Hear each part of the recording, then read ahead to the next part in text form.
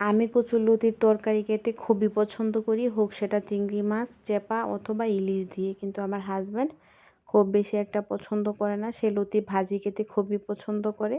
সেদিন আমার হাজব্যান্ড বাজারে গিয়েছিল আর বাজার থেকে কিছু কচুরলতি এনেছিল। লতিগুলো একদম চিকন চিকন আর ফ্রেশ ছিল। তো আমি চেপা দিয়ে কিছুটা রান্না করেছিলাম আর কিছু ওর জন্য রেখে দিয়েছিলাম যে পরে ভাজি করে দিব।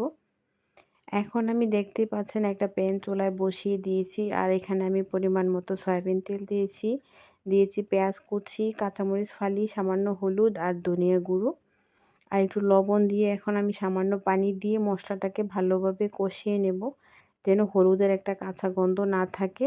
তো দেখতেই পাচ্ছেন কষানো আমার হয়ে গেছে। এ পর্যায়ে আমি দিয়ে দিব লতিগুলো। কচুর লতি ভাজি যারা খান নাই একবার এভাবে খেয়ে দেখবেন, এত মজা।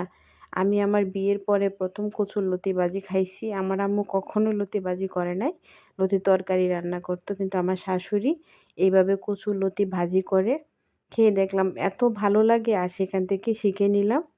তো দেখতেই পাচ্ছেন লতিগুলো আমার কিছুটা সিদ্ধ হয়ে এসছে আর এই পর্যায়ে আমি ভালোভাবে নেড়ে চেড়ে মিশিয়ে দেব, যেন নিচে না লেগে যায়। আর যদি নিচে লেগে যায় তাহলে কিন্তু মানে দেখতেও ভালো লাগবে না, আর যে জিনিস দেখতে ভালো না লাগে সেটা কিন্তু খেতেও ভালো লাগবে না। তো দেখতেই পাচ্ছেন আমার ভাজিটা প্রায় হয়ে আসছে আর এই পর্যায়ে আমি এখানে দিয়ে দিব দুটো শুকনা মরিচ। আমি যে কোনো ভাজিতেই শুকনা মরিচ দিতে চেষ্টা করি, কারণ শুকনা মরিচ ভাজির যে একটা ফ্লেভার থাকে ওই ফ্লেভারটা আমার ভীষণ ভালো লাগে।